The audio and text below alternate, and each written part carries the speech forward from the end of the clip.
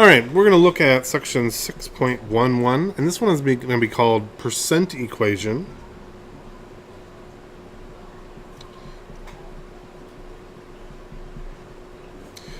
To find A. All right, so we have been using cross multiplication and proportions to find percents. And today we're going to use an easier way to solve this. So, for example, say I want to find 20% of 60. The way that we have been doing that is we've been writing out the percent equation, which is A over B equals P over 100, and then plugging it in and filling it out to solve it that way. So I know that I have 20% of 60. I would say 20% of 60 with A unknown. I would then cross multiply, which gives me 60 times 20 equals A times 100. Divide both sides by 100, which gives me 60 times 20 is 1,200. And divided by 100, drop those zeros off, which give me 12 equals A. So 20% of 60 is 12, and I did a whole bunch of work to do that. This time, we're going to be using this. We're going to take our percents and turn it into decimals, do a little bit of algebraic manipulation in order to find a much easier way to solve it instead of that. For example, let's look at the same problem again. 20% of 60. And we can use this equation. So we would typically write A over B equals P over 100, right? Now, this section here is all percentage based. So instead of writing my percent out, instead of writing 20 over 100, I could write instead the percent as a decimal. So I could say A over B equals 0.2, because I can take my 20% and write it out as a 0.2 instead of this 20 over 100. And you'll notice that 20 over 100, if I simplify it, I do get 0.2. This way, remember that I know, let's see, my 60 was in the bottom, so I know my B here. So in this case, I could simplify out and write my B into this section. So it would look like A over 60 equals 0.2, right? Then I can multiply both sides by 60. Cancel it out, which gives me A equals 0.2 times 60. This is a much, much simpler equation for me to work with. And if I pull my numbers back out so that I'm looking at just the variables again, I can write this as A equals my, let me see what symbol they use for this section. My percent times B.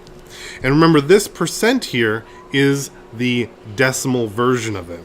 So when I use this section, it's much easier, or this equation, it's much easier for me to find percents. So for example, say instead of finding 20% of 60, say I wanted to find 40% of 20.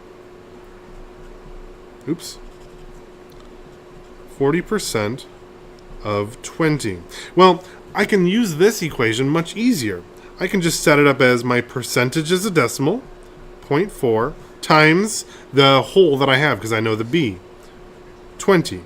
Well, 0.4 times 20, that's one that's easy for me to plug into my calculator.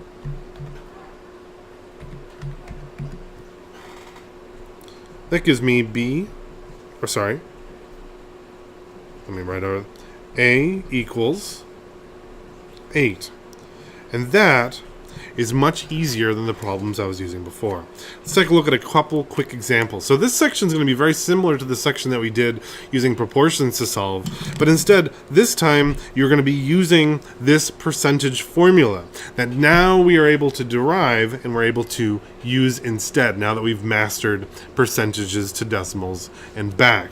I did notice that some people knew this already, and that's totally Totally fine. Let's take a look at some more examples. Let's look at example 1. And we're going to be doing 20% of 16. 20% of 16. If I write my equation out, it's going to give me A equals the percentage times B.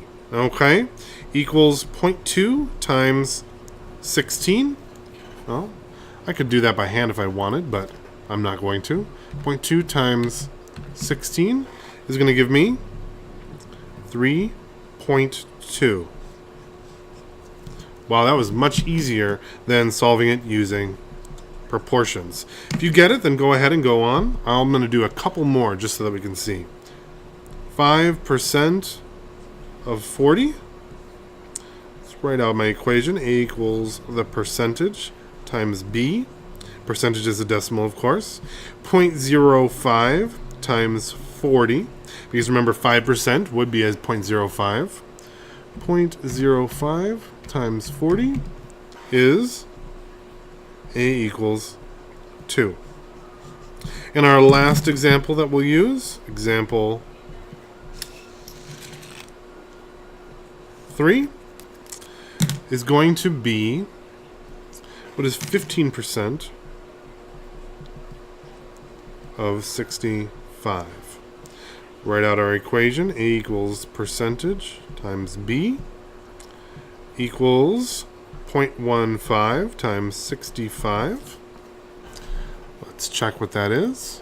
0.15 times 65. 9.75. Boy, that was much easier.